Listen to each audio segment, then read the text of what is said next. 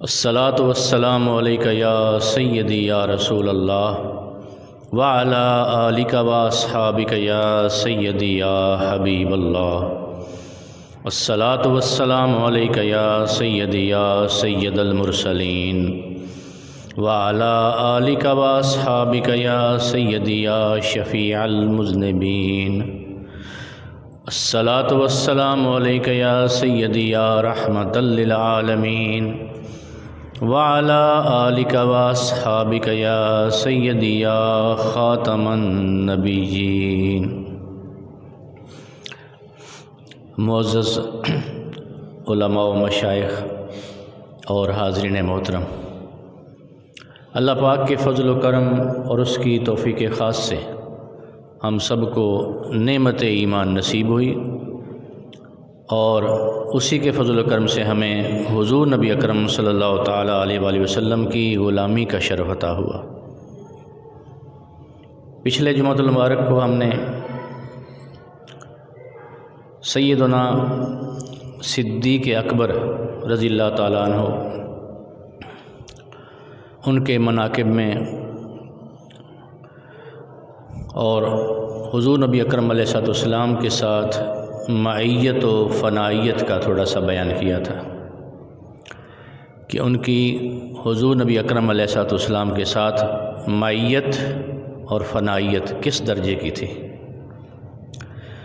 تو موضوع چونکہ خطبہ جمعہ اس کے اندر ٹائم اختصار کا ہوتا ہے، تو موضوع مکمل نہ ہونے کی وجہ سے کافی سارا مضمون رہ گیا تھا، تو اس لیے ہم نے چاہا کہ آج اس مضمون کو کما حقہ مکمل کیا جائے۔ مکمل تو نہیں ہو سکتا، حضور نبی اکرم علیہ السلام کے جس غلام کو بھی لے لیں، اس غلام کی عظمت، اس کے کمالات وہ سمیٹنے کو نہیں ملتے، کیونکہ یہ سارا کا سارا فیض جو ہے یہ حضور علیہ السلام ہی کا ہے۔ اس لیے آقا علیہ السلام نے اپنے صحابہ کے بارے میں فرمایا کہ الصحابی کالنجوم، کہ میرے صحابہ ستاروں کی مانند ہیں، ستاروں کی مانند ہیں۔ یہ کاف جو ہوتا ہے عربی اصطلاح میں، نحو کی اصطلاح میں، کاف تشبیہ کا ہے اور حرف جارہ میں سے، حروف جارہ میں سے۔ تو فرمایا کہ الصحابی کالنجوم، میرے صحابہ ستاروں کی مانند ہیں۔ اب ستارے کیوں کہا، ستاروں کی مثال کیوں دی؟ اس لیے دی کہ جس طرح آپ لوگ ستاروں سے رہنمائی لیتے ہیں، اسی طرح میرے جس صحابی سے بھی رہنمائی لوگے ہدایت پا جاؤ گے۔ ایہم اقتدیتم اہتدیتم، جس کی پیروی کر لو گے ہدایت پا جاؤ گے۔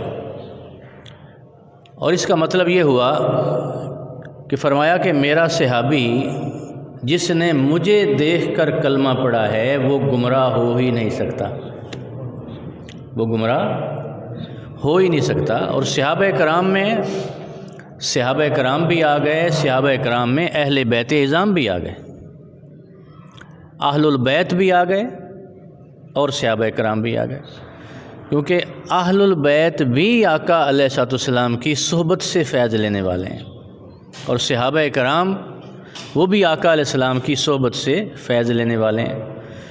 تو یہ جو آیت کریمہ محمد الرسول اللہ ہے، یہ بتا رہی ہے والذین معہ فرما کر کہ صحابہ کی تعظیم بھی میرے محبوب کی خاطر کیا کرو، اور اہل بیت کی تعظیم بھی میرے محبوب کی خاطر کیا کرو۔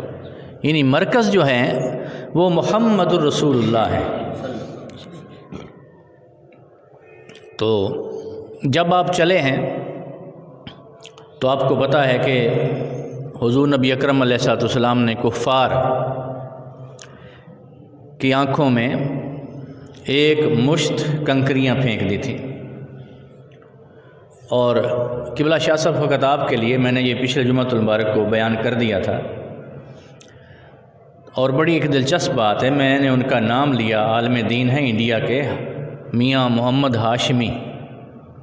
انہوں نے بڑا اس کا ایمان افروز طرز استدلال کیا ہے اس واقعے کا، اور وہ ہر ایک خطیب کا اپنا اپنا انداز ہوتا ہے۔ تو انہوں نے کہا کہ 40 کافر تھے اور 80 آنکھیں تھیں ان کی۔ کیا؟ 40 کافر اور 80 آنکھیں۔ تو آقا علیہ السلام نے سورہ یاسین پڑھتے ہوئے کنکریاں پھینکیں، سب کے سب اندھے ہو گئے، ان کو نظر نہیں آئے، تو آپ آرام سے نکل گئے اور رخت سفر باندھا۔ تو انہوں نے یہاں سے طرز استدلال یہ لیا کہ جو لوگ آج کہتے ہیں کہ تمہیں رسول نظر آ جاتے ہیں، تم کہتے ہو ہمیں نظر آتے ہیں، ہمیں خواب میں دکھائی دیتے ہیں، تو دوسرے لوگ کہتے ہیں ہمیں تو نظر نہیں آتے۔ تو وہ کہتے ہیں میں نے کہا کنکری لگ گئی ہوگی تمہیں بھی، کنکری لگ گئی۔ اتنی ایمان افروز بات ہے کہ بار بار کرنے کو دل کرتا ہے، بار بار بتانے کو دل کرتا ہے۔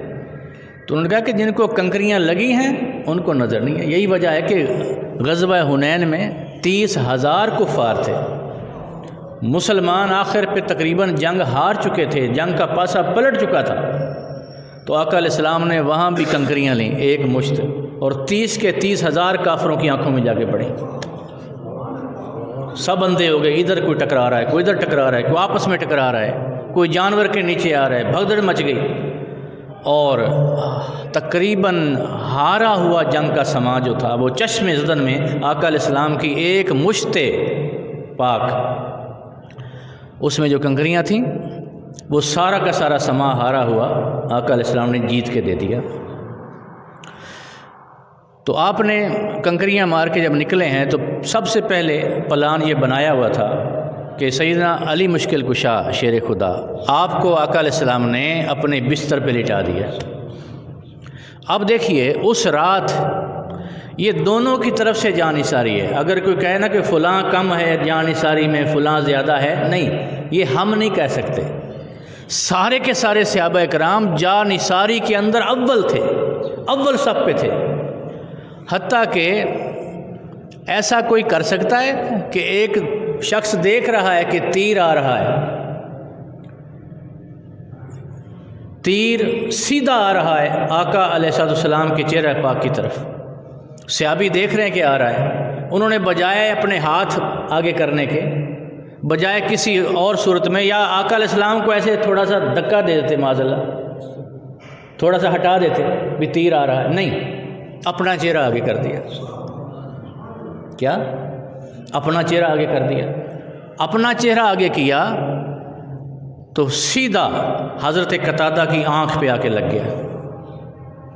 جب آنکھ پہ آ کے لگا تو اتنا تیزی کے ساتھ وہ تیر تھا کہ آپ کا جو پورا ڈیلا تھا نا، پوری آنکھ وہ باہر آ گئی۔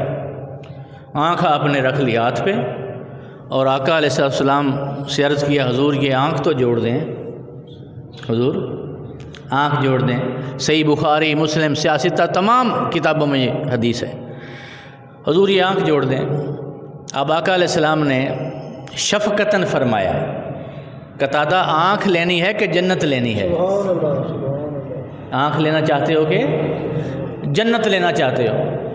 اب حضرت قتادہ نے وہ بھی پروردہ تربیت مصطفیٰ تھے، تو انہوں نے کہا کہ جنت تو حضور آپ کے صدقے مل ہی جانی ہے، فی الحال تو آنکھ درست کریں، جنت تو مل جانی ہے، فی الحال آنکھ چاہیے۔ آقا علیہ السلام نے دعا کر دی، اللہم کہ قتادہ تھا، اے اللہ قتادہ کی آنکھ اس طرح ٹھیک کر دے جیسے اس نے تیرے نبی کے چہرے کو بچایا ہے، نبی کے چہرے کو بچایا ہے، اس طرح ٹھیک کر دے۔ تو آقا علیہ السلام نے کیا کیا؟ دعا کے بعد اپنا لعاب دہن رکھا آنکھ پہ اور وہ فٹ کر دی۔ اب صحابہ کرام کہتے ہیں یہ آشوب چشم ہو جاتا ہے نا، اکثر آتے ہیں لوگ ہمارے پاس بھی دوائی لینے آتے ہیں، ایک وبا چلتی ہے سال کے اندر، کوئی مہینہ، 1.5 مہینہ، 2 مہینے رہتی ہے، اس وبا میں آنکھیں لال ہو جاتی ہیں، سوج جاتی ہیں، خارش ہوتی ہے۔ صحابہ کہتے ہیں کہ دوسری آنکھ ان کی کبھی خراب ہو جاتی تھی آشوب چشم کی وجہ سے، لیکن جو مصطفیٰ کی لگی ہوئی تھی وہ آنکھ کبھی خراب نہیں۔ اس میں کبھی الرجی نہیں ہوئی، کبھی وہ آنکھ لال نہیں ہوئی۔ تو صحابہ کرام تو ہر کوئی آقا علیہ السلام کی ذات پہ مر مٹنے والا تھا، جان نثاری۔ لیکن یہ جان نثاری دیکھیے، ایک جان نثاری غار کے اندر ہو رہی ہے ہجرت کی رات، اور دوسری جان نثاری بستر مصطفیٰ پہ ہو رہی ہے۔ فرمایا کہ اے علی، بلکہ اللہ کا حکم تھا کہ اے محبوب، اپنی امانتوں کا امین بنا کے علی کو بستر پہ لٹا دے اور اپنے سفر کا محافظ ابو بکر کو ساتھ لے جائے۔ تو دیکھو ان کے اتنے تعلقات، اگر کوئی خدا نہ خواستہ کوئی تھوڑی سی بھی رنجش ہوتی، کوئی معاملہ ہوتا، تو یہ واقعات آپ کو احادیث میں نہ ملتے، آقا کی سیرت میں یہ واقعات نہ ملتے۔ اب حضرت علی رضی اللہ تعالیٰ عنہ کو بستر پہ کیوں لٹایا؟ کہ آپ کو پتہ ہے نا کہ آقا علیہ السلام کو میں نے بتایا ہوا ہے کہ آقا علیہ السلام کو امین کیوں کہتے تھے، صادق کیوں کہتے تھے، امین کیوں کہتے تھے۔ اور جب امانتیں رکھنے جاتے تھے کفار، تو کوئی پوچھتا کدھر جا رہے ہو، تو وہ کہتے محمد امین کی طرف جا رہے ہیں۔ آقا علیہ السلام کے نام نامی کے ساتھ امین منسوب کر دیا گیا تھا، متصل کر دیا گیا تھا، نتھی کر دیا گیا تھا۔ تو امین کے پاس جا رہے ہیں۔ اب جتنی امانتیں تھیں وہ یکدم واپس کرنا ممکن نہ تھا، اور اگر واپس کیے بغیر یا کسی کی ڈیوٹی لگائے بغیر چلے جاتے تو کفار نے تانے دینے، لو جی نبوت کا دعویٰ کرتے ہیں اور امانتوں کی پرواہ کوئی نہیں۔ یعنی کفار جو تھے وہ کوئی بھی کمزوری جانے نہیں دیتے تھے، اس کے باوجود کہ کمزوری نہیں تھی۔ اگر آقا علیہ السلام کا جو بچپن انہیں گزرا، لڑکپن گزرا، اس کے اندر کوئی کمزوری اور کجی ہوتی تو کفار کے سامنے وہ اتانا لازمی ہوتا۔ لاب و لاب کا دور تھا، شراب نوشی کا دور تھا، طواف ننگے کرنے والوں کا دور تھا۔ تو آقا علیہ السلام کا بچپن بھی وہیں پہ گزرا، لڑکپن بھی وہیں پہ گزرا، جوانی شباب وہیں پہ گزرا، لیکن کوئی ایسا دبا آقا علیہ السلام کی ذات پہ کوئی نہ لگا سکا۔ یہی وجہ ہے کہ آقا علیہ السلام نے اعلان کر دیا، فقد لبثت فیکم عمرا من قبلہ افلا تعقلون، میں نے ایک عمر کا حصہ تم میں گزارا ہے، میرا بچپن تم میں گزرا ہے، میرا لڑکپن تم میں گزرا ہے، میری جوانی تم میں گزری ہے۔ اگر اس جوانی میں، اس بچپن لڑکپن میں تمہیں کوئی نقص نظر آ جائے، کوئی جھول نظر آ جائے، کوئی کمی اور کوتاہی نظر آ جائے، تو پھر خدا کے ہونے کا انکار کر دینا۔ یہ خدا کی ذات پہ دعویٰ تھا، خدا کے ہونے پر دعویٰ تھا، انکار کر دینا۔ لیکن کوئی شے نظر نہ آئی، انکار تو پھر بھی انہوں نے نہ کیا، لیکن کوئی ایسی کمی کجی نظر نہ آئی۔ اگر امانتیں سپرد کیے بغیر آقا علیہ السلام تشریف لے جاتے تو کفار نے واویلا مچا دینا تھا، وہ جی ہمارے ایسے ہو گیا، ہمارا ایسے ہو گیا، ہمارا ایسے ہو گیا۔ وہ اگلے دن کسی ہمارے دوست نے ایک بات سنائی کہ کوئی کسی گاؤں کا درزی تھا تو وہ چلا گیا، یکدم چلا گیا، تو نمبردار کے پاس سارے لوگ آ گئے، کسی نے کہا میرا کپڑا لے گیا، کسی نے کہا میرا سوٹ لے گیا۔ تو ایک شخص مزاحیہ تھا، یہ مزاح آقا علیہ السلام کے دور میں بھی ہوتا تھا، مزاح۔ ایک صحابی وہ ہمیشہ جب اسلام کو لوگ پریشان کرتے، کفار آقا علیہ السلام کو کفار پریشان کرتے، تو وہ کوئی نہ کوئی لطیفہ سنا دیتا، بیہودہ لطیفہ نہیں، ایسی بات جس سے آگے ہنسی نکل آئے۔ آقا علیہ السلام بھی ہنس پڑتے، یہ بخاری شریف کی حدیث ہے۔ ان کا نام عبداللہ تھا، اور اس کے جو دوست صحابی تھے اسی وجہ سے ان کو حمار کہتے تھے، وہ کہتے تھے، ہم نہیں کہہ سکتے، تو حمار کہتے تھے۔ تو وہ کوئی نہ کوئی لطیفہ سو۔ ایک دفعہ وہ دہی اور پنیر لے کے آقا علیہ السلام کی خدمت میں حاضر ہوا۔ دوسرے دن دکاندار کو لے آئے، کہتے ہیں حضور یہ پیسے نکالیں ذرا۔ فرمایا کاہے پیسے؟ میں نے کون سے پیسے دینے تمہارے؟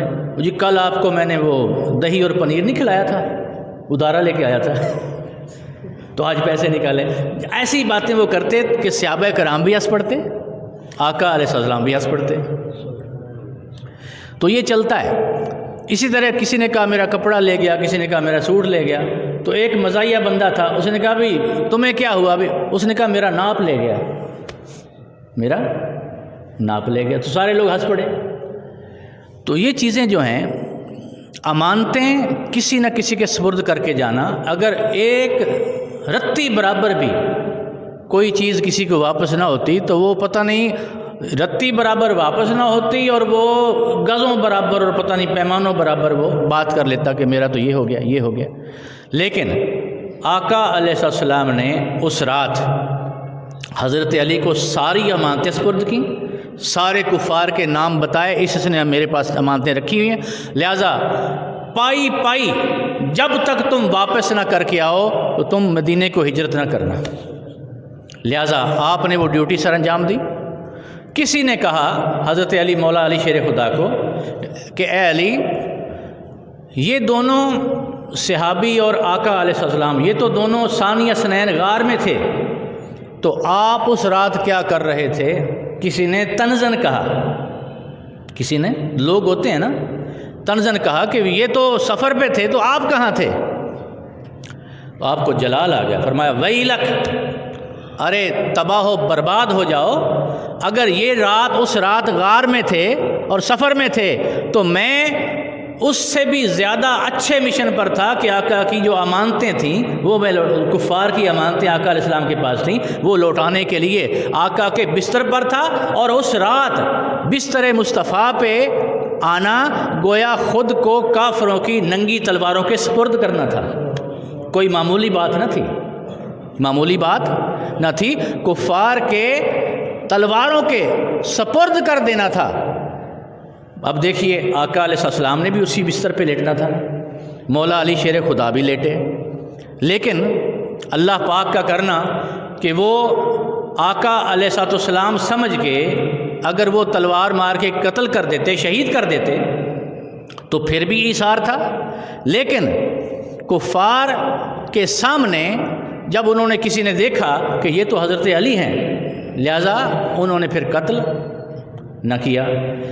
تو وہاں سے نکلے، اب جب غار ثور میں اندر آئے ہیں، میں نے ایک نقطہ بتایا تھا پچھلے جمعۃ المبارک کو کہ غار ثور میں 3 دن وہاں رہنے کی ضرورت کیا پڑی؟ وجہ کہ کفار کی تو آنکھوں میں دھول جھونک کے آ رہے ہیں، کفار کو اندھے کر کے آ رہے ہیں، راستے میں سوراخا ملا، اس کا گھوڑا پتھریلی زمین میں نیچے دھس گیا، یعنی ہر قسم کا جو معجزہ تھا وہ رونما ہو سکتا تھا، کبھی بھی کفار کے ہاتھ میں نہیں آ سکتے تھے، جو جتنا مرضی کر لیتے کفار ان کو گرفتار نہیں کر سکتے تھے۔ تو غار ثور میں کیوں رہے؟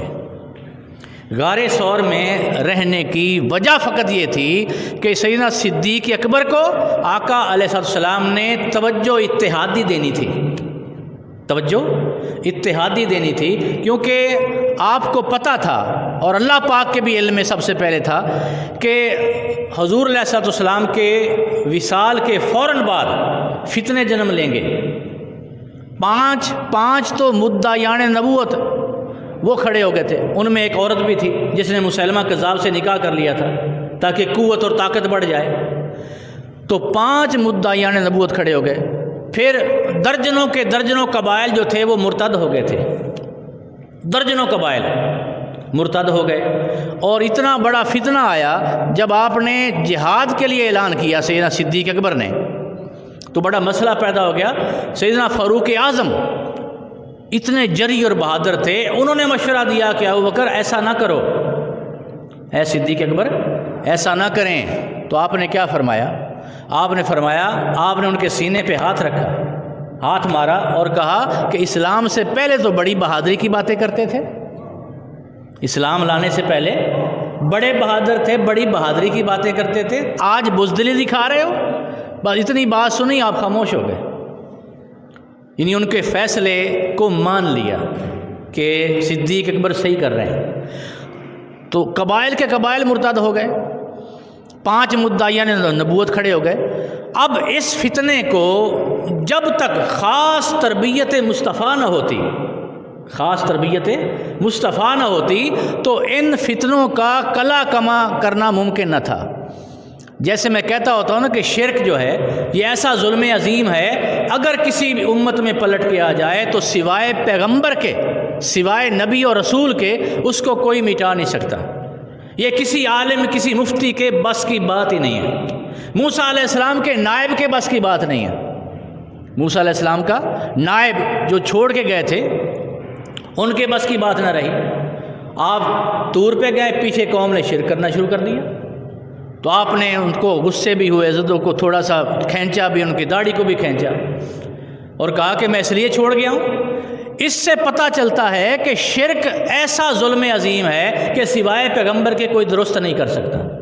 تو آقا علیہ السلام نے فرمایا کہ میں چونکہ اللہ کا آخری نبی ہوں، لہٰذا میں بتا کے جا رہا ہوں کہ اب میرے بعد شرک نہیں پلٹ کے آئے گا۔ کیوں کہ شرک اگر پلٹ کے آ جائے تو سوائے نبی کے اس کو مٹا کوئی نہیں سکتا۔ جیسے قرآن کے بارے میں آیا انا نحن نزلنا الذکر وانا لہ لحافظون، بے شک ہم نے اس ذکر کو یعنی قرآن کو اتارا ہے اور ہم ہی اس کی حفاظت کرنے والے ہیں۔ اس سے پہلے جتنی بھی 3 کتابیں جو ہیں قرآن مجید کے علاوہ، الہامی 3 کتابیں، ان کے بارے میں کسی کتاب میں بھی اللہ نے یہ گارنٹی نہیں دی، اللہ نے گارنٹی نہیں دی۔ یہی وجہ ہے کہ ان کے جو ٹیکسٹ ہیں وہ بھی آج ختم ہو گئے، وہ اصل کتابیں آپ کو نہیں ملیں گی۔ فقط اگر ملے گی اللہ کی کتاب اصل تو وہ قرآن مجید ہوگا۔ تو اس قسم کے فتنے وفا ہو گئے تھے، لہٰذا خاص 3 دن اور 3 راتیں غار ثور میں تربیت دی، اور ایسی تربیت دی کہ جس میں جب وہ نکلے ہیں، جب وہ غار سے نکلے ہیں تو پہچان کوئی نہیں سکتا تھا کہ آقا علیہ السلام کون ہیں اور صدیق اکبر کون ہیں۔ یہ خاص تربیت تھی، یہ توجہ اتحادی تھی۔ جیسے خواجہ باقی باللہ نے، ایک نان بھائی تھا، اس نے خدمت کی، آدھی رات مہمان آ گئے، اور خواجہ باقی باللہ بہت بڑے ولی اللہ تھے۔ آپ نے کہا بھئی آپ نے، اے نان بھائی تو نے خدمت کی ہے ہماری، آدھی رات مہمان آ گئے ہیں، روٹیاں پکا کے دی، سالن بنایا، آج مانگو جو مانگتے ہو۔ اب وہ نان بھائی تھا، اس نے کہا اب میں کیا مانگوں؟ اس نے کہا اپنے جیسا بنا دیں۔ کیا؟ اپنے جیسا بنا دیں۔ اب آپ وعدہ کر چکے تھے، کمرے میں لے گئے، غار میں لے گئے، یعنی بند، یہ مطلب ہے کہ لوگوں سے الگ لے گئے، کمرے میں لے گئے، اور جب نکلے تو شکل و صورت بھی ایک، رنگ و نظر بھی ایک، قد و قامت بھی ایک، سب کچھ ایک کر دیا۔ لیکن اب پہچان کیسے ہو سکتی تھی خواجہ باقی باللہ کون ہے اور نان بھائی کون ہے؟ پہچان اس طرح ہوئی کہ نان بھائی مدہوش تھا اور خواجہ باقی باللہ ہوش میں تھے۔ وہ مدہوش تھا، ڈول رہا تھا، کیوں کہ وہ اتنا ظرف جو تھا وہ نہ بنا۔ وہ کسی نے کہا کسی کے ظرف سے بڑھ کر نہ کر مہر و وفا ہرگز، کسی کے ظرف سے بڑھ کر نہ کر مہر و وفا ہرگز، کہ اس بے جا شرافت سے بڑا نقصان ہوتا ہے۔ تو ظرف اگر پورا ہو جائے تو پھر اس کا ہوش بھی پورا ہونا تھا، چونکہ ظرف اتنا تھا نہیں۔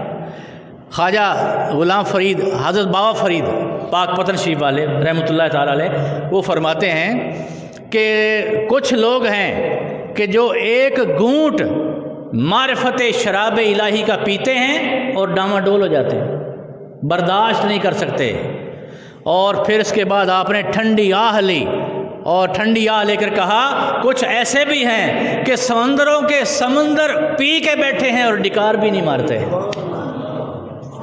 اور یہ اشارہ غلام خواجہ بابا فرید رحمۃ اللہ علیہ کا اپنی طرف تھا، یہ اشارہ ان کا اپنی طرف تھا کہ کچھ ایسے بھی ہیں کہ سمندر کے سمندر معرفت الہی کی شراب پی کے بیٹھے ہیں مگر ڈکار بھی نہیں مارتے۔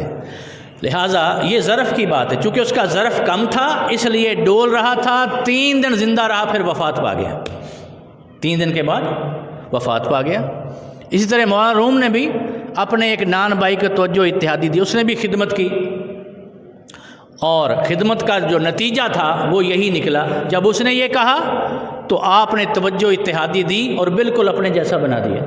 آج اس کی قبر مولانا روم کے بالکل ساتھ ہے، ان کے مزار کے ساتھ اس نان بھائی کی قبر ہے۔ تو توجہ اتحادی جو ہوتی ہے یہ ظاہر اور باطن کو ایک کر دیتی ہے۔ اب چونکہ سیدنا صدیق اکبر کا ظرف تو ظرف مصطفیٰ، جو ظرف مصطفیٰ تھا اس کے تحت بنا ہوا تھا، آپ نے تربیت کی تھی، آپ نے تربیت کی تھی، 3 سال شیب ابی طالب میں تربیتیں ہوتی رہیں۔ پھر غار ثور میں جو تربیت ہوئی وہ تو فقط 2 تھے نا۔ کسی تفسیر کے اندر یہ بات کسی نے مغالطتاً بھی نہیں لکھی کہ غار ثور میں کوئی تیسرا بھی تھا۔ بھی جب قرآن نے فرما دیا ثانی اثنین، وہ 2 تھے اور 2 میں سے دوسرا تھا، اب اس پہ جب بحث کی جائے تو یہ ثانی اثنین بنتا ہے مضاف مضاف علیہ، مضاف مضاف علیہ، اور مضاف علیہ کے تحت جو دوسری شخصیت ہے وہ آقا علیہ الصلوۃ والسلام کی بنتی ہے۔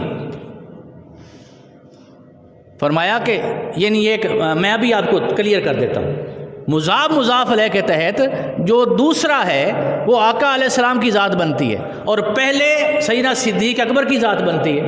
اب ایسا کیوں کہا؟ اس لیے کہ مرتبے میں تو حضور ثانی ہو نہیں سکتے، مرتبے میں تو آقا علیہ السلام دوسرے ہو نہیں سکتے، آپ تو اول ہیں، وہی اول وہی آخر، وہی باطن وہی ظاہر۔ تو آقا علیہ الصلوۃ والسلام کی ذات اقدس اول بھی ہے آخر بھی ہے، تو آپ تو ثانی مرتبے میں ہو نہیں سکتے۔ تو یہاں پہ آقا علیہ السلام کو ثانی کیوں کہا، ابو بکر کو اول کیوں کہا؟ اس لیے اللہ پاک نے فرمایا ابو بکر وفا میں تو اول ہے، وفا میں تو اول ہے، میرے محبوب کی جان نثاری میں تو اول ہے، میرے محبوب کی خدمت میں تو اول ہے، میرے محبوب کی حفاظت میں تو اول ہے۔ تو جب اللہ پاک نے اول ابو بکر کو کہا تو فضیلت کہاں سے کہاں چلی گئی؟ فضیلتوں کی باتیں کرتے ہیں، فلاں کی فضیلت کیا ہے، فضاں کی کیا؟ بھئی تم کون ہو، ہم کون ہیں پیمانے ناپنے والے؟ یہ تو اللہ کے رسول نے اپنے، میں نے پہلی بات بتائی کہ الصحابہ کالنجوم، میرے صحابہ ستاروں کی مانند ہیں، ایہم اقتدیتم اہتدیتم۔ پھر ان کے اندر آگے درجے ہیں، سب سے جو پہلا درجہ ہے وہ خلفائے راشدین کا ہے، خلفائے راشدین کا ہے۔ اب خلفائے راشدین میں آپ دیکھیں آقا علیہ السلام کے تقریباً 1.25 لاکھ صحابہ کرام ہیں، کتنے؟ 1.25 لاکھ صحابہ کرام ہیں۔ اب 1.25 لاکھ صحابہ کرام میں سے جو 4 صحابہ ہیں، آقا علیہ السلام سورج کی مانند ہیں، سراج منیرہ ہیں، اور سراج سے کرنیں نکل رہی ہیں، کوئی کرن صدیقیت کی ہے، کوئی کرن عدالت و شجاعت کی ہے، کوئی کرن حیا و شرم کی ہے، اور کوئی کرن ولایت کی ہے، کیونکہ ولایت کی جہاں انتہا ہوتی ہے وہاں سے نبوت کی ابتدا ہوتی ہے، جہاں ولایت کی انتہا ہو گئی وہاں سے نبوت کی ابتدا ہو گئی، تو کرن ولایت کی نکل رہی ہے۔ اب دیکھیے آقا علیہ السلام نے جب فیض دیا صحابہ کرام کو تو سب سے پہلے جو 4 خلفاء تھے ان کو ایسا فیض عطا فرمایا کہ کسی کو صدیقیت میں یکتا کر دیا۔ اب 1.25 لاکھ صحابہ کرام میں صدیق دیکھو تو دوسرا نہیں ملے گا آپ کو، یکتا کر دیا، صدیق فقط ایک ہے۔ اسی طرح کسی کو کرم فیضان مصطفیٰ نے عدالت و شجاعت میں یکتا کر دیا، اب عمر فاروق دوسرا تلاش کرو تو نہیں ملے گا۔ کسی کو حیا و شرم نے میں یکتا کر دیا، اب عثمان غنی دیکھو تو دوسرا نہیں ملے گا، اور کسی کو ولایت میں یکتا کر دیا، علی دوسرا تلاش کرو تو نہیں ملے گا۔ ہر کوئی یکتا بارگاہ مصطفیٰ ہے، ہر کوئی یکتا ہے، تو ہم جھگڑے کرتے پھرتے ہیں فلاں کی فضیلت زیادہ ہے کہ فلاں کی یقین کرو اللہ کے بندو، جب وہ سورج سے کرنیں نکلیں تو کرنیں برابر کی نکلیں، اور وہ کرنیں جس پر پڑیں اس کو وہ یکتائی عطا کر گئیں، اس کو یکتا بنا گئیں۔ تو اس لیے ہر کوئی یکتا بارگاہ مصطفیٰ ہے۔ لیکن ایک بات، جب علم کی بات آتی ہے تو صحابہ کرام نے مل کر کہا خدا کی قسم ہم سارے صحابہ بھی جمع ہو جائیں تو علم کے اندر علی کا ثانی کوئی نہیں، علم کے اندر علی دوسرا نہیں ملے گا۔ یہ اعتراف عظمت ہے، صحابہ کرام کا اعتراف عظمت ہے۔ صاحب عظمت کی عظمت کا اعتراف کیوں نہ کیا جائے قبلہ؟ صاحب عظمت کی عظمت کا اعتراف کیوں نہ کیا؟ جو صاحب عظمت ہے اس کی عظمت کا اعتراف کرنا پڑے گا۔ لہٰذا یہ معاملہ، اب دیکھیے ایک نقطہ اور ہے کہ یہاں ثانی آقا علیہ السلام کو کیوں کہا گیا ہے؟ غار ثور کے معاملے میں۔ ثانی، ایک تو یہ بات ہو گئی کہ ابوبکر وفا میں تو اول ہے۔ اب ثانی اس لحاظ سے بھی کہا گیا ہے کہ سیدنا صدیق اکبر انہوں نے کہا آقا آپ 2 منٹ یہاں رکیے، میں پہلے جاتا ہوں غار میں۔ کیا؟ میں پہلے بار جاتا ہوں، یعنی اول طور پہ پہلے میں جاتا ہوں، اور میں جا کے دیکھتا ہوں کہ کوئی خطرناک کوئی جانور، کوئی موذی غار میں موجود تو نہیں ہے، کوئی آپ کو نقصان نہ پہنچا دے۔ کیونکہ چلتے وقت بھی سیدنا صدیق اکبر کبھی آقا علیہ السلام کی آگے ہو جاتے تھے، کبھی پیچھے ہو جاتے، کبھی دائیں کبھی بائیں۔ تو آقا نے پوچھا ابوبکر ایسا کیوں کر رہے ہو؟ تو آپ نے کہ حضور مجھے اپنا خطرہ نہیں ہے، آپ کا خطرہ ہے کہ کوئی کافر آپ کو گزند نہ پہنچا دے، کوئی دیکھ نہ لے، کوئی دور سے تیر نہ مارے، لہذا کبھی خطرہ محسوس کرتا ہوں تو آپ کے آگے ہو جاتا ہوں، کبھی پیچھے ہو جاتا ہوں، کبھی دائیں طرف چلتا ہوں، کبھی بائیں طرف دوڑتا ہوں۔ تو اس لیے کر رہا ہوں تاکہ آپ محفوظ رہیں۔ تو چونکہ پہلے یہ داخل ہوئے، اور جب داخل ہوئے تو دیکھا کہ غار میں بہت سارے سوراخ ہیں، تو آپ نے ایک کپڑا تھا آپ کے پاس، وہ پھاڑ پھاڑ کے سوراخ بند کرتے رہے، کپڑا کم ہو گیا، پھر اپنا جو تہ بند تھا اس میں سے کچھ کپڑا لے لیا، حتیٰ کہ اتنا کپڑا آپ نے پھاڑ لیا کہ ایک سوراخ بچ گیا، اگر وہ پھاڑتے تو آپ کا سطر ننگا ہو جاتا ہے، تو سطر بھی ڈھانپنا تھا نا۔ تو اس لیے جب سارا اہتمام کر دیا غار کے اندر، سارا اہتمام، تو آقا علیہ السلام کو آواز دی یا رسول اللہ تشریف لائیے۔ اس حساب سے بھی چونکہ اول ابو بکر داخل ہوئے اور دوسرے طور پہ آقا علیہ السلام داخل ہوئے، اس لیے آپ کو ثانی کہا گیا ہے۔ حالانکہ مرتبے میں آقا علیہ السلام ثانی نہیں ہیں، تربیت میں ثانی ہے کہ وہ پہلے داخل ہوئے اور آقا علیہ السلام بعد میں داخل ہوئے، اس لیے میں ثانی اثنین، وہ جو 2 تھے ان 2 میں دوسرا تھا۔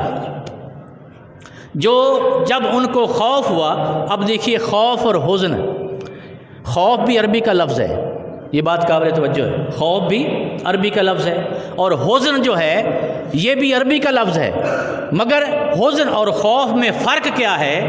فرق یہ ہے کہ اگر بندہ خود ڈرے، بندہ خود ڈرے اور اپنی نسبت وہ ڈرے تو اس کو عربی میں کہتے ہیں خوف، کیا کہتے ہیں؟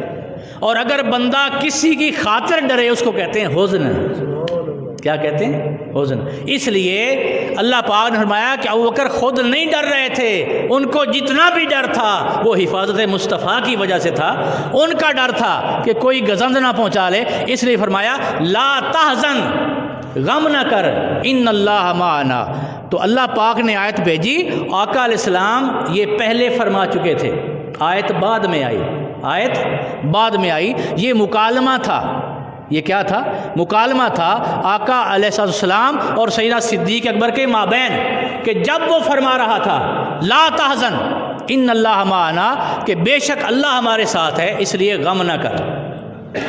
پھر بھی سیدنا صدیق اکبر نے عرض کیا یا رسول اللہ صلی اللہ علیہ وسلم، اگر غار ثور کی پوزیشن ایسی ہے، جن کو موقع ملا، جنہوں نے دیکھی ہے، اللہ پاک سب کو دیکھنا نصیب کرے، تو جنہوں نے دیکھی ہے اس کی پوزیشن یہ ہے کہ اگر آپ نے کہا کہ اگر دشمن جو ہے وہ غار ثور کے کنارے کے اوپر آ کے فقط اپنے پیروں کو ہی دیکھ لے گا نا، اپنے پاؤں کو دیکھ لے گا تو ہم اس کو نظر آ جائیں گے، بیٹھے ہوئے نظر آئے، اس کی پوزیشن ایسی ہے۔ تو عرض کیا حضور اگر ایسی پوزیشن ہے غار کی، اور اگر کوئی یہاں آ کر اپنے پاؤں کی طرف توجہ کرے گا تو وہ تو ہمیں دیکھ لے گا، پھر ہم کیا کریں؟ تو آقا علیہ السلام نے کیا فرمایا؟ فرمایا کہ اے ابوبکر گھبرا نہیں، اگر وہ ادھر سے آ جائیں گے ہم ادھر سے نکل جائیں گے۔ حالانکہ دروازہ ایک ہے غار کا، غار کے دروازے 2 نہیں ہیں، تسی دیکھی ماشاءاللہ۔ تو غار کے جو دروازے ہیں، ہر حاجی جو وہاں گیا ہے، جو عمرے پہ گیا، ظاہر ہے کہ غار ایسی جو عام چیزیں تھیں وہ اکثر مٹا دی گئی ہیں، خاک شفا ہٹا دی گئی، وہ گلیاں نہ رہیں، ماشاءاللہ پورے مدینے کے اندر مسجد نبی بن گئی۔ تو بعض جگہیں ایسی ہیں، آج بھی بعض جگہیں ایسی ہیں جہاں وہی آقا علیہ السلام کے تلوے محسوس ہوتے ہیں، لوگوں کو وہی تلوے لگے محسوس ہوتے ہیں۔ تو غار ثور ایسی چیز ہے کہ اس میں کوئی تبدیلی، غار حرا میں کوئی تبدیلی نہیں ہے۔ تو غار ثور اس کی پوزیشن ایسی ہے کہ ایک ہی دروازہ ہے، اس کے دو دروازے نہیں ہیں۔ تو جب وہ دروازے میں داخل ہوئے دروازے میں سے، تو سیدنا صدیق اکبر نے عرض کیا کہ یا رسول اللہ صلی اللہ علیہ وسلم، اگر کفار یہاں کھڑے ہو کر کوئی بھی کافر اپنے پیروں کی طرف دیکھے گا تو ہم تو سامنے نظر آ جائیں گے۔ وہ مکڑی نے بھی اس میں حصہ ڈالا، اس نے بھی قربانی دی، اس نے جالا وغیرہ سارا کچھ، یہ تو علماء بیان کرتے رہتے ہیں، لیکن جو نقطہ کی بات ہے وہ یہ حدیث میں آتا ہے کہ جب آقا علیہ السلام کو یہ انہوں نے کہا نا کہ اگر کوئی دشمن آ کے ہمیں دیکھ لے پھر ہم کیا کریں گے، تو آقا علیہ السلام نے جب اپنے دست مبارک کا اشارہ کیا، یہی وہ انگلی ہے نا جس سے چاند بھی چر گیا تھا، یہی انگلی ہے جس سے سورج پلٹ آیا تھا، یہی انگلی ہے جس سے درخت اکھڑ کے آقا علیہ السلام کو سجدے کرتے تھے۔ تو آقا علیہ السلام نے دست مبارک اوپر اٹھایا اور فرمایا اے ابوبکر گھبرا نہیں، اگر وہ ادھر سے آئیں گے ہم ادھر سے نکل جائیں گے۔ تو جب صدیق اکبر نے دیکھا تو آپ نے گواہی دی کہ جو ہی آقا علیہ السلام نے دست مبارک اٹھایا تو پہاڑ جو تھا وہ سارا کا سارا پھٹ گیا، پہاڑ پھٹ گیا، اور سیدنا صدیق اکبر نے آگے ان کو سمندر نظر آیا، اور سمندر میں کشتیاں اور جہاز آپ نے دیکھ لیے، سمندر میں کشتیاں دیکھ لیں، جہاز دیکھ لیے۔ اور ایک روایت میں آتا ہے کہ حضرت جعفر جو تھے اور انصار کے وہ قبیلے جنہوں نے آقا علیہ السلام کا استقبال کرنا تھا وہ جہاز اور کشتی میں بیٹھے ہوئے تھے، وہ آپ نے دیکھ لیے۔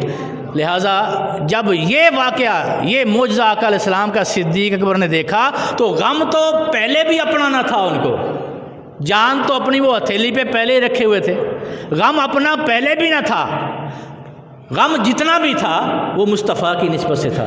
لہٰذا جب یہ چیز دیکھی تو آپ بالکل مطمئن ہو گئے۔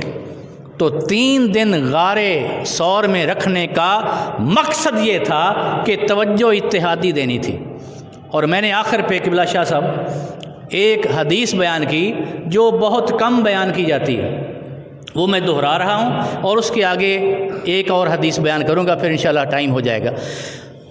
تو حدیث پاک میں ہے کہ چونکہ توجہ اتحادی، فتنوں کا میں نے ذکر کیا، آپ کے فتنے بڑے اٹھے، آپ نے اس کا کلا کما کیا، اور فقط اس لیے کہ چونکہ تربیت مصطفیٰ خاص ہو چکی تھی اور توجہ اتحادی ہو چکی تھی، اس لیے آپ ہی نے ان فتنوں کا کلا کما کیا، فتنہ ارتداد کا کلا کما کیا، منکرین زکوٰۃ کا کلا کما کیا، مسیلمہ کذاب کا کلا کما کیا، اتنے فتنے۔ اور جب صحابہ نے آ کر کہا جہاد ہو رہا تھا تو مسیلمہ کذاب بھی اذانیں دلواتا تھا، اذانیں دلواتا تھا، نمازیں پڑھتا تھا، پڑھاتا تھا، سارا کچھ کرتے تھے، لیکن جب صحابہ نے کہا، ہاں نعرے بھی لگواتا تھا، اللہ اکبر اللہ اکبر، یہ نعرے بھی لگواتا تھا، تو صحابہ نے کہا آ کر یا ابوبکر صدیق، وہ سارا کچھ ہمارے جیسا کرتا ہے تو ہماری پہچان کیسے ہوگی؟ وہ نعرے بھی لگاتا ہے، ہماری پہچان کیسے ہوگی؟ فرمایا اب تمہاری پہچان فقط یہ بچی ہے کہ تم نعرہ لگاؤ یا محمد و یا رسول اللہ۔ یہ نعرہ صدیقی ہے، یہ نعرہ صدیقی ہے، یعنی پتہ چلے کہ جب ہر فرقے والا فقط اللہ اللہ کرتا رہے، اللہ اللہ کرتا رہے، یہ بڑی نکتے کی بات ہے، ہر فرقے والا اللہ اللہ کرتا رہے تو ہماری پہچان کیا ہوگی؟ ہماری پہچان محمد و رسول اللہ ہوگی، ہماری پہچان یا محمد و یا رسول اللہ ہوگی۔ تو فرمایا کہ تم یہ نعرہ لگاؤ، تو یہ نعرہ لگایا انہوں نے۔ لہٰذا چونکہ توجہ اتحادی دی تھی، آقا علیہ السلام علیل ہو گئے، اور آخری ایام تھے جب مرض الموت تھی، تو آخری ایام میں آپ نے عائشہ صدیقہ رضی اللہ تعالیٰ عنہ سے فرمایا کہ عائشہ اپنے والد ابوبکر کو کہو کہ وہ نماز پڑھائے۔ تو عائشہ صدیقہ نے کیا کہا تھا؟ عرض کیا حضور میرے والد تو بڑے نرم دل کے مالک ہیں، بڑے نرم دل کے مالک ہیں، اگر وہ دوران نماز آپ کی عدالت کا سوچیں گے اور یہ سوچیں گے کہ آقا نے مجھے کیوں مامور کیا ہے، یہ سوچیں گے وہ تو رو پڑیں گے، لہٰذا کسی اور کو کہیں۔ آقا خاموش ہو گئے، تھوڑی دیر کے بعد پھر کہا عائشہ ابوبکر کو کہو، آپ نے پھر یہ عرض کیا، پھر تیسری بار کہا، جب تیسری بار فرمایا تو آپ نے وہ آرڈر آگے پہنچایا کہ جاؤ میرے والد صاحب کو کہو کہ وہ نماز پڑھائیں۔ لہٰذا یا خود آپ نے بات کی تو آقا علیہ السلام کے مصلی پہ سیدنا صدیق اکبر کھڑے ہو گئے۔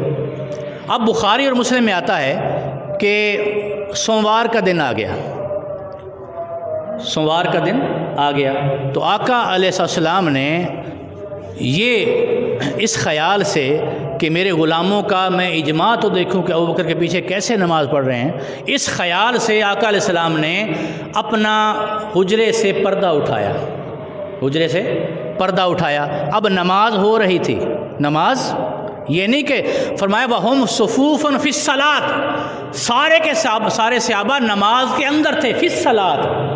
اگر ہوتا نا صفوف الی الصلاۃ کہ نماز کے لیے تیاری کر رہے تھے، نہیں، صفوف فی الصلاۃ، نماز کے اندر تھے، نماز پڑھ رہے تھے۔ اب جب آقا علیہ السلام نے پردہ اٹھایا فکشف النبی صلی اللہ علیہ وسلم ستر الحجرہ وینظر الینا وهو قائم فتبسم کأن وجهه ورقۃ مصفح، جب آقا نے پردہ اٹھایا تو اس وقت صحابہ اور شارحین کہتے ہیں یا تو پردے کے سرکنے کی آواز آئی،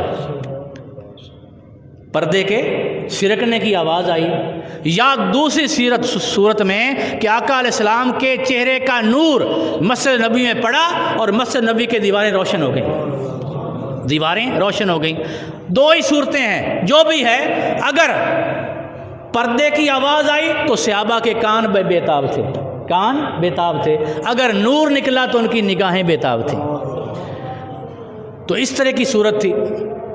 جب پردہ اٹھایا تو پردہ ہٹنے کی جب دیر تھی تو سارے صحابہ کرام نے آقا علیہ السلام کے چہرے کی زیارت کے لیے کعبے سے منہ پھیرا اور مصطفیٰ کے چہرے کی طرف دیکھنے لگ گئے، کعبے سے نگاہیں ہٹ گئیں۔ اب دیکھیے یہاں بھی عشق اور عقل کا امتحان تھا، تحویل قبلہ کا بھی عشق اور عقل کا امتحان تھا، یہاں بھی عقل اور عشق کا امتحان تھا۔ عقل کہتی تھی نماز پڑھتے رہو، عقل کہتی تھی نماز پڑھتے رہو، عشق کہتا تھا کہ چھوڑ دو ادھر تکتے رہو۔ عقل کہتی تھی اگر تم نے قبلے سے منہ پھیر لیے تو نمازیں ضائع ہو جائیں گی، ارے عشق کہتا تھا نمازیں جو قضا ہوں پھر ادا ہوں، نمازیں جو قضا ہوں پھر ادا ہوں، نگاہوں کی قضائیں کب ادا ہوں۔ آج یہ ہنستا ہوا چہرہ خدا جانے پھر کبھی نصیب ہو یا نہ ہو، یارو نماز ہوتی رہے گی، آج نماز کی جان تک لو۔ تو عشق کا کہنا مان کے سب صحابہ کرام نے آقا علیہ السلام کی طرف چہرے کر دیے۔ اب یہ تو مقتدیوں کا حال تھا، یہ تو مقتدیوں کا حال تھا، اب امام کی بھی خبر لو۔ امام نے کیا کیا؟ سیدنا صدیق اکبر نے اپنے مصلی سے پیچھے ہٹنا چاہا، بلکہ پیچھے ہٹ آئے تاکہ پتہ چل گیا آپ کو بھی کہ آقا علیہ السلام تشریف لائے ہیں، حضور آ گئے ہیں، حضور آ گئے ہیں۔ تو آقا علیہ السلام تشریف لائے، انہوں نے بھی مصلی چھوڑ دیا۔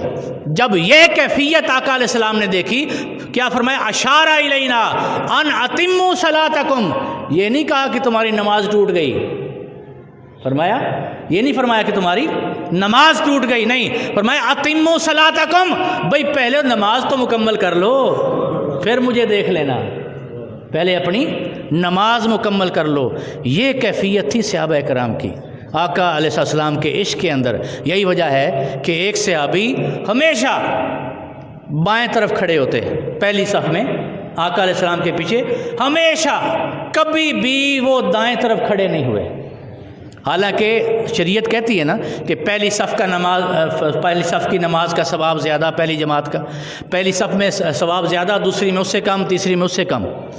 اور پہلی صف میں بھی شریعت دو تقسیمیں کرتی ہے کہ پہلی صف میں جو کھڑے ہیں دائیں طرف والوں میں ثواب زیادہ ملتا ہے، بائیں کو ذرا کم ملتا ہے۔ وہ صحابی ہمیشہ بائیں طرف کھڑے ہوتے تھے۔ کیوں؟ اس لیے کہ جب امام سلام پھیرتا ہے نا دائیں طرف، تو ابھی مقتدیوں کا منہ دائیں طرف ہی ہوتا ہے، پھر جو امام ہے وہ پہلے بائیں طرف منہ کر کے پھر السلام علیکم ورحمۃ اللہ کہتا ہے۔ تو وہ صحابی ان کا موقف یہ تھا کہ میں بائیں طرف اس لیے کھڑا ہوتا ہوں کہ آقا جب ادھر چہرہ کریں گے تو میرا چہرہ ابھی ادھر ہوگا، جب آقا علیہ السلام ادھر چہرہ کریں گے تو سب سے پہلے نگاہوں سے نگاہیں چار ہوں گی، سب سے پہلے حضور صلی اللہ علیہ وسلم کا دیدار کروں گا۔ اس لیے وہ کہتے ہیں کہ نمازیں جو قضا ہوں پھر ادا ہوں، نگاہوں کی قضائیں کب ادا ہوں۔ تو اللہ پاک سے دعا ہے کہ ہمیں صحابہ کرام اور اہل بیت اعظام سب کا مقام جو ہے وہ پہچاننے کی توفیق عطا فرمائے۔ وما علینا الا